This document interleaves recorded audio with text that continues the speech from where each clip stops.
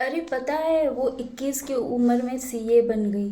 अरे पता है उसका फर्स्ट अटेम्प्ट में सारा ग्रुप क्लियर हो गया। अरे पता है उस बंदे ने हर स्टेज पे ऑल इंडिया रैंक लाया है।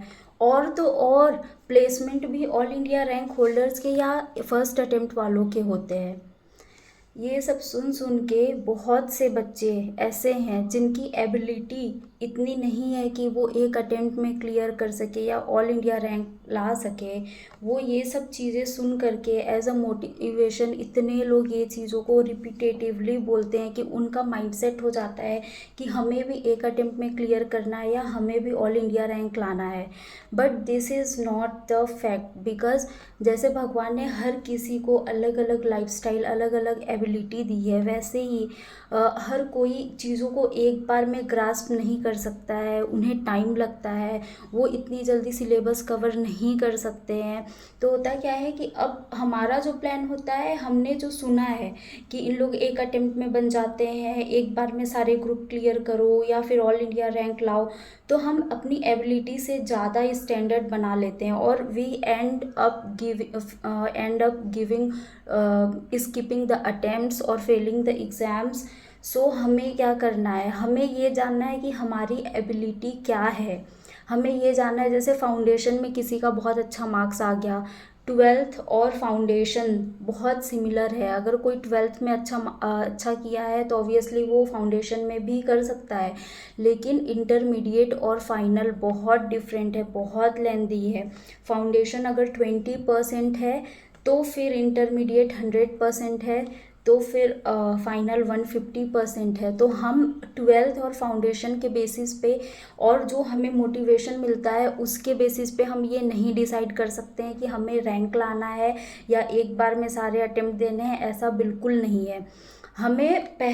हमें शुरू में चलो ठीक है हम टारगेट रख सकते हैं, लेकिन जैसे जैसे हमारे एग्ज़ाम्स पास आते हैं हमें 3-4 महीने अपनी एबिलिटी, 3 महीने, 4 महीने तो बहुत हो गया, 3 महीने पहले हमें ये सोच लेना चाहिए कि are we really ready for both groups for rank, और we are able to give only one group. We can score good by giving one group. We are confident that we will clear giving one group. ऐसे में बहुत attempt बहुत time बचते हैं, believe me.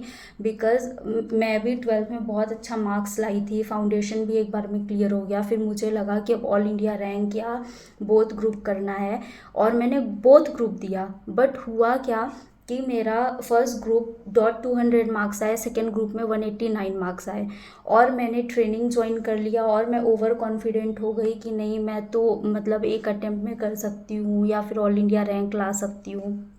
ऐसा करके same ये चीज़ मैंने फ़ाइनल में भी किया। बट फाइनल में आते आते फाइनल का सिलेबस और हमारा जो टाइम होता है और हमारी जो जॉब होती है, सब कुछ बहुत बदल जाता है।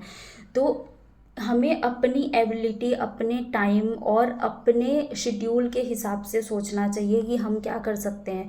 कभी कभी ज़्यादा मोटिवेशन भी हमें पीछे करता है। तो ये सारी चीज़ें कि नहीं 21 में ही सीए बनना है, एक अटेम्प्ट में ही बनना है या फिर ऑल इंडिया रैंक लाना है, इस पे फोकस ना करके ये फोकस करें कि हमारी क्या एबिलिटी है और हम कितनी जल्दी कर सकते हैं, उसने कितनी जल्दी किया, इससे हमें कभी नहीं कंपेयर करना है। This is the reality of professional courses. और ये टफ नहीं है, लेंदी है और बहुत रियलिस्टिक है, मतलब सारी चीज़ें बहुत प्रैक्टिकल हैं। तो I love this course, but few things that we have to consider while we are doing these courses are this. So thank you.